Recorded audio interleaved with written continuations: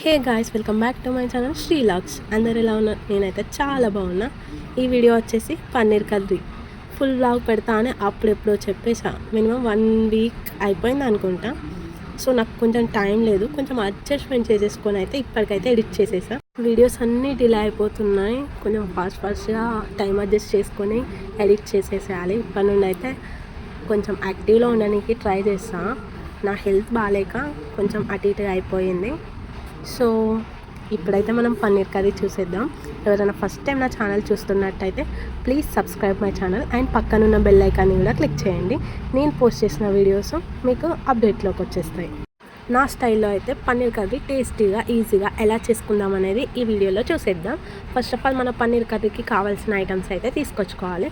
So మా డాడీకి అయితే లిస్ట్ చెప్పేసా ఏమేమి కావాలి అనేది. సో వాటిని అయితే మార్కెట్కి వెళ్ళేసి తీసుకొచ్చాడు. సో మనం కటింగ్ అయితే స్టార్ట్ చేసేద్దాం. ఫస్ట్ అయితే మనం ఆనియన్స్లో టమాటోస్ని అయితే కట్ చేసుకుందాం. నేనైతే ఎవ్రీ టైం ఆనియన్స్ ఎంత తీసుకుంటానో టమాటోస్ కూడా సేమ్ క్వాంటిటీలో తీసుకుంటాను. నాకు అట్లయితేనే పర్ఫెక్ట్గా కర్రీ కుదురుతుంది అండ్ ఆనియన్ స్మెల్ రాదు, మళ్ళీ తీయగా కూడా ఉండదు కర్రీ. కొన్ని ఆనియన్స్ ఎక్కువ అయితే కన్ఫామ్గా నాకు కర్రీ తీయనే అనిపిస్తుంది. సో నేనైతే రెండింటిని సేమ్ క్వాంటిటీలో తీసుకుంటాను. మీరు కూడా అలానే చేయడానికి ట్రై చేయండి. ఇక నెక్స్ట్ వచ్చేసి పన్నీర్ని చిన్న చిన్న పీసెస్ లాగా కట్ చేసుకొని మనం ఆయిల్లో ఫ్రై చేసేసుకోవాలి.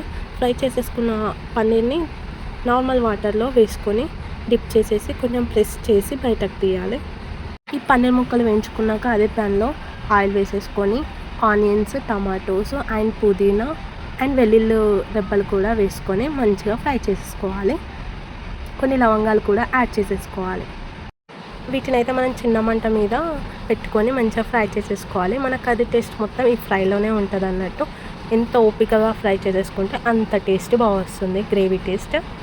ఇదైతే మొత్తం దగ్గరికి ఫ్రై చేసేసుకున్నాక కొంచెం సేపు చల్లారనివ్వాలి. చల్లారినాక మనం మిక్సీలో వేసుకొని ఒక థిక్ పేస్ట్ లాగా పట్టుకోవాలి. చల్లారిన మిశ్రమాన్ని మిక్సీ జార్లో వేసుకొని మిక్సీ పట్టేసుకుందాం. ఈ ప్రాసెస్ అయిపోయాక ఒక బగోన్ తీసుకొని అందులో ఆయిల్ అండ్ యాలకులు, లవంగాలు వేసేసుకొని మనం మిక్సీ పట్టుకున్న ఈ పేస్ట్ని అయితే వేసేసుకోవాలి. దాన్ని మంచిగా ఫ్రై చేసేసుకోవాలి. తర్వాత చిటికెడు పసుపు వేసుకొని ఒకసారి కలిపేసుకోవాలి. పసుపు వేసుకున్నాక కలుపుకున్నాక అల్లం వెల్లుల్లి పేస్ట్ కూడా యాడ్ చేసేసుకొని మంచిగా కలుపుకొని తర్వాత మనం వేయించుకున్న పన్నీర్ ముక్కలను యాడ్ చేసేసుకోవాలి. కొంచెం ఈ పేస్ట్తో మగ్గనివ్వాలి.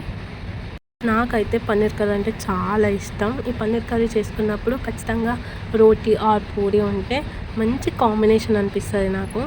ఆల్మోస్ట్ ఇది ఎక్కువ పూరి కన్నా రోటీ కన్నా బాగుంటుంది. పన్నీర్ ముక్కలను కొంచెం గ్రేవీలో వేయించుకున్నాక దానికి సరిపడా వాటర్ పోసుకొని కారం, ఉప్పు అండ్ ధనియా పౌడర్ యాడ్ చేసేసుకోవాలి. ఇవి మూడు నేను స్టార్టింగ్లోనే ఎందుకు యాడ్ చేసుకుంటా అంటే పన్నీర్ పీసెస్కి మంచిగా పట్టుకుంటుంది అనేసి నేను స్టార్టింగ్లోనే కారం, ఉప్పు, ధనియా పౌడర్ యాడ్ చేసేసుకుంటా. ఇక వీటిని మంచిగా కలుపుకొని మూత వేసేసుకొని మంచిగా ఉడకనిచ్చేస్తా. ఆల్మోస్ట్ పన్నీర్ పీసెస్ ఒక 50% ఉడికినాక కొత్తిమీర అయితే వేసుకొని మంచిగా కలుపుకొని ఒకసారి అయితే మూత వేసుకొని సన్నం పెట్టుకుంటా అన్నట్టు, చిన్న మంట మీద పెట్టుకుంటా అన్నట్టు. మా భాషలో అయితే చిన్న మంట, సన్నం అలానే యూజ్ చేస్తాం. ఇక మనం వంటల ప్రోగ్రామ్ ఏం చేయట్లే కాబట్టి ఆ లాంగ్వేజ్ ఏం యూజ్ చేయట్లేను. కర్రీ ఆల్మోస్ట్ ఉడికిపోయినాక అయితే గరం మసాలా వేసుకొని ఫైనల్ టచ్ అన్నట్టు ఇక గరం మసాలా వేసేసుకొని కొంచెం కలిపేసుకొని ఒక 2-3 మినిట్స్ అలానే ఉంచుకొని ఇక మనం ప్లేట్లోకి వేసుకొని తినేస్తే మన పన్నీర్ కర్రీ అయితే అయిపోతుంది. నా స్టైల్లో అయితే పన్నీర్ కర్రీ ఇలా చేసుకుంటాం అన్నట్టు. మీకు ఎవరికైనా నా వీడియో అండ్ నా వర్షన్ నచ్చినట్లయితే ప్లీజ్ లైక్ చేయండి అండ్ కామెంట్ సెక్షన్లో కామెంట్ చేయండి అండ్ మీ ఫ్రెండ్స్కి ఎవరికైనా కూడా షేర్ చేయండి. ఇప్పటికైతే ఇంతే వీడియో. నెక్స్ట్ వీడియోలో కలుసుకుందాం. బాయ్.